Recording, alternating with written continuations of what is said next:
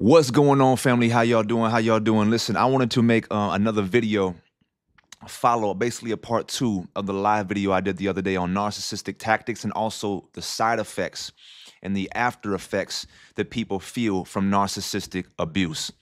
All right. If you guys didn't see that, go ahead and go back and watch the replay of that live video. It has a lot of insight in it. And there are a lot of things that happen to people even after they've broken out of an abusive relationship.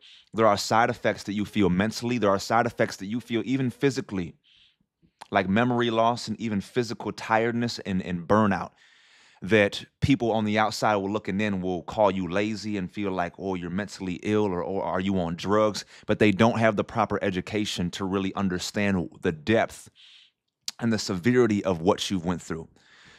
So never doubt what you went through or let people undermine it. It's just that most people are not educated on it. And a lot of the things that people endure with narcissistic abuse, it goes on behind the scenes and it's not like out in the open. So a lot of times it goes unnoticed, and that's why people usually discredit or undermine the severity of what you went through and how it affects a person. And they'll tell you things like, oh, just get over it. But they don't realize that your entire brain structure and your entire nervous system has been rewired. And you've been in survival mode for so long that you are completely drained and your body needs rest and relief and a safe place to heal. So a lot of times narcissists, they cause you to doubt parts of yourself. They cause you to doubt your voice, to doubt your memory. They cause you to feel like your needs and your emotions are invalid or dramatic. So I want to give y'all 10 signs or 10 side effects that you end up taking on after a narcissistic relationship. Number one is over-apologizing and excessive politeness.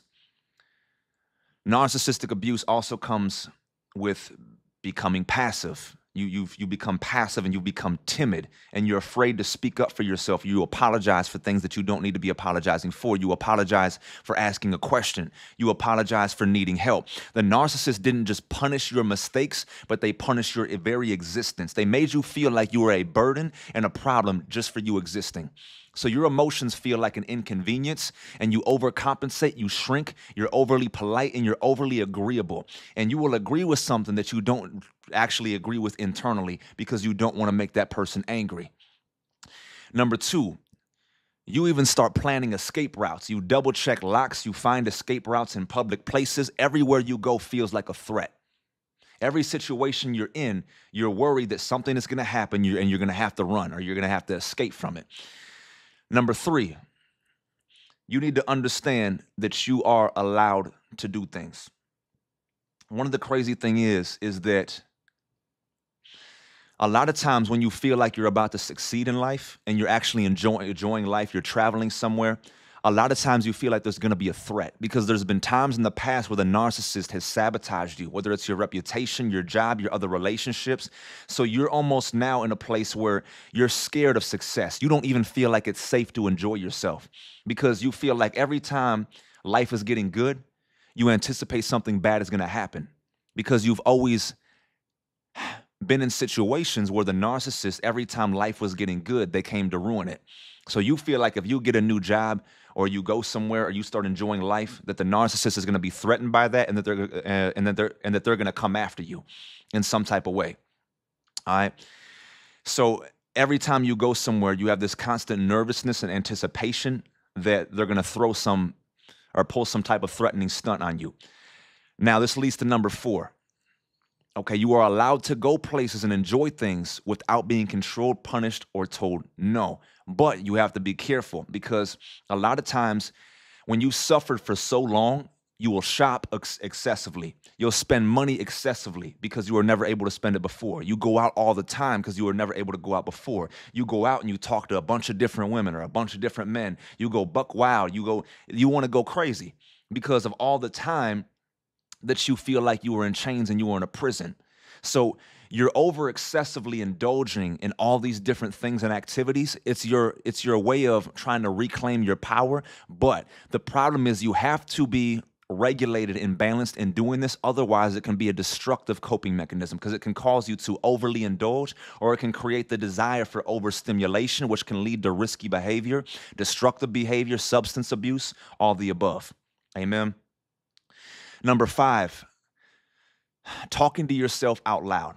Now, you're not crazy, but this is the thing that narcissistic abuse does. You talk out loud to yourself outside, in the car, walking through your living room, walking at a grocery store, because you're trying to analyze and see, am I crazy? So you're constantly replaying moments, explaining yourself, talking to yourself out loud, saying what you believe you should have said in the moment when you were actually around the narcissist. But in that time that you were conversating with them, you didn't have the time really to process everything and to really respond the way that you wanted to respond. So now you're thinking back on times like, I should have said this, or I should have said that, or now I'm realizing they said this and this is what they meant. They tried to lie and twist it and say it was this, but really it was this. And now you're having to talk all these things out loud and process them. So for so long, your words were not heard by people, or even worse, your words were twisted. You were misunderstood, taken out of context. When nobody wanted to listen to you. So you'll be sitting somewhere by yourself and you'll remember all these different times where someone took what you said out of context, and you'll start explaining yourself out loud of what you wish you would have said, as if that person was still listening. These are the deep-rooted effects of narcissistic abuse. You talk to yourself to make sense of the chaos, to comfort your inner child, and to validate your memory. You practice being heard by the one person who never liked you. And a lot of times, you'll find out that the person that didn't like you was you. Number 6, you're overly organizational. Now, being organized is a great thing. Do not get me wrong. But number 6, organizing the outside, being almost like obsessive compulsive, it's your way of reclaiming control. Almost to the point where now it creates a pride and you will not allow anybody in or allow anybody to give you advice. All right? Organizing the outside to reclaim control, but it can become very prideful, and also it can turn you into a control freak. Number 7, you voice record and you take notes, and you actually obsess over writing down and documenting everything. And what this is to do is to validate reality and prove that you're not crazy or delusional because of the years and years of the narcissist gaslighting you and making you and everyone else around you that you know believe that what happened to you didn't happen. So now you document things and you write out even conversations where people gaslighted you so that you can prove and know. See, because what happens a lot of times in narcissistic abuse, and I've noticed this, even when you go to family members or you go to counselors or even pastors in the church and you try to explain to them the manipulation that you're dealing with, a lot of times what's even more traumatizing is that you will deal with a lot of people who don't believe you if you're not able to put things in context. And what the thing is that it's spiritual, right? Because you know you're being manipulated, but because it's designed to fracture your mind, and because the narcissist drives the conversation in all these different directions, and because they also have an emotionally draining spirit that kind of creates mental blockages or memory losses, you know you're being manipulated, but moving forward, you can't remember every little thing. It's hard for you to remember every little detail because it was all over the place. So it's like you know you were being manipulated and gaslit, but then you'll have other people say, well, if you can't tell me every detail of what happened, then I'm not going to believe that you're actually telling the truth. So now you start to write out conversations and document everything just so that you can prove, see, I'm not delusional, I'm not crazy. It's really, really deep and messed up, all of the things that we have to go through with people that deal with, as people who have dealt with this type of abuse. You keep receipts for every moment. You rehearse conversations with the narcissist explaining your side and their lies. You hear it, and in a world where your truth was stolen from you, hearing yourself speak it out loud is like a revolutionary act. Hearing yourself speak it out loud is it's refreshing, it's empowering, and it's like almost like you feel like you're being redeemed and vindicated. All right. Number 8, suddenly hating certain types of music, certain types of things. Like, say there was a certain place that you all went to and where they abused you. Say there was a certain song that the narcissist would always play when they were trying to love bomb you. They played those songs while trying to get you back or seduce you. They played those songs while leaving you high and dry, living their life while you suffer. And so they played those songs while they were cheating on you and all these things. So when certain songs come on, you have these traumatic memories, and now you get angry when certain songs come on. How many of y'all deal with this? This stuff is real, man. The lasting effects of this type of abuse, this is why you have to heal from it. Number 9, you overanalyze every text they send. You type a message, then you reread it, then delete it, you rewrite it. Did that sound harsh? Did I sound stupid? Did I sound too hard? Did I sound crazy? Did I sound lame? Did I sound weird? Being misunderstood is dangerous, so you live in delay and overcorrection and being overly critical of yourself. Narcissistic abuse can make something as simple as a text message feel like absolute danger. So now, because you perceive this person as dangerous, because every time they came back into your life, there was some type of stunt or some type of threat or something that they did to absolutely put your life in a spiral. So now even something as simple as a text message, you start to have panic attacks. They start to call you. You get a phone call, your nervous system starts to spiral. Your mind is, oh my God, what are they about to do? Are they about to send people to my crib to kill me? Are they about to call the police on me? Oh my God, what are they about to do? Your nervous system goes haywire. And so now you really have to bring yourself to a place where every time you feel this trigger, you have to go in the presence of God, and you have to decree and declare that I am safe, I am accepted in the beloved, I am a king and a priest and a chosen one of the Most High God. Right? You have to ask God, overwhelm me with your love and with your peace and with your gentleness. Ask God to really regulate your nervous system in these moments. You have to practice this every time these triggers rise up, and build an altar around those triggers of prayer and being in the presence of God, so that he can really begin to bring you just calmness and stillness, so that your mind doesn't begin to spiral, because that spiraling could end up leading you to those impulses or destructive behaviors, or leading you to whatever coping mechanism that you use that you know is not good for you. Number 10, narcissistic abuse survivors experience tiredness even after plenty hours of sleep. I said this in my other live video. You experience extreme burnout even after months of not being with this person. It's not ordinary tiredness. And it's the kind of exhaustion that lives within the body. It lives within the nervous system. It lives deep within the soul, the mental and emotional drainage, and the nervous system that was constantly in overdrive, constantly in survival mode. Eventually, it takes a toll on your physical body. So the reason that you wake up tired even after rest is because your soul is carrying a weight that no amount of sleep can really relieve. It becomes a thing of intentional solical healing. So when you've lived in that survival mode for so long, your body forgets how to rest. So you might go quiet for a few hours, but underneath the surface, your nervous system always stays alert. You could be laying down in bed, but your nervous system is still going haywire, because you still have that lasting anxiety that is resting on your person, and it takes a toll on you. You're always scanning for danger, even at home. You could be sitting on your couch watching TV. You're completely safe. But your nervous system, you're expecting, when's the next time they're going to call me? When's the next time they're going to call me and try to pull something? Survivors often live with chronic hypervigilance, years of walking on eggshells, bracing for the next attack, the next shift in mood or manipulation. This level of constant internal tension, it leaves a kind of residue and trauma fatigue that sleep alone is not able to heal. So it's not just physical exhaustion.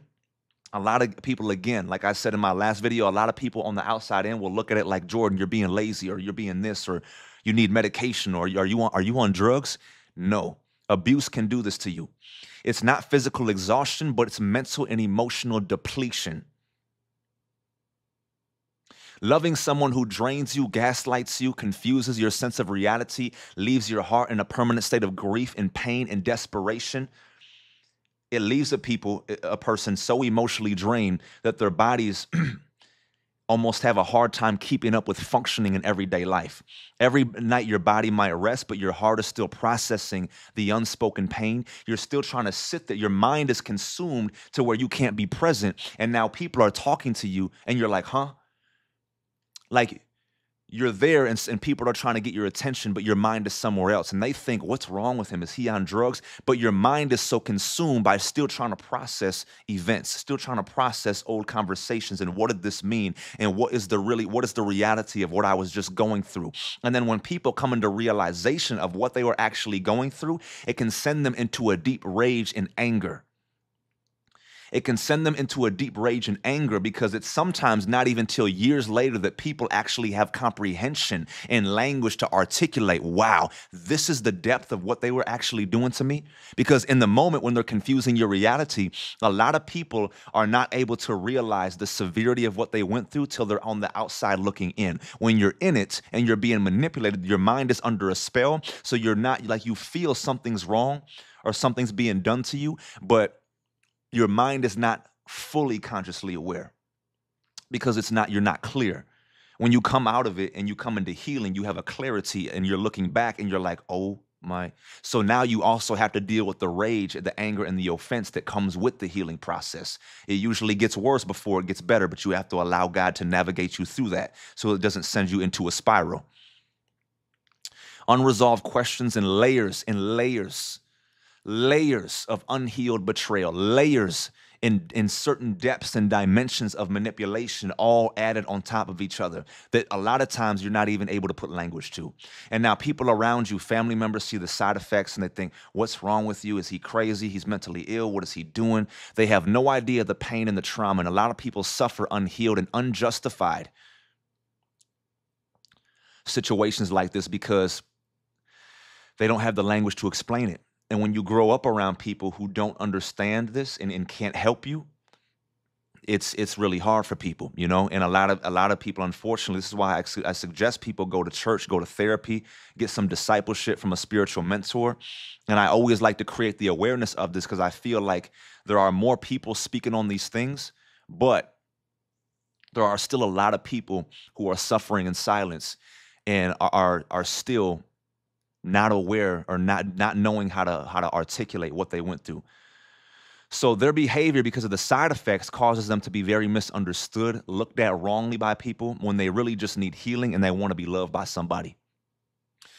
Right? So this is why survivors wake up tired, because they're not just recovering from one night without rest, but they're carrying the weight of years of nervous system dysregulation, emotional pain, and absolute mental and emotional exhaustion.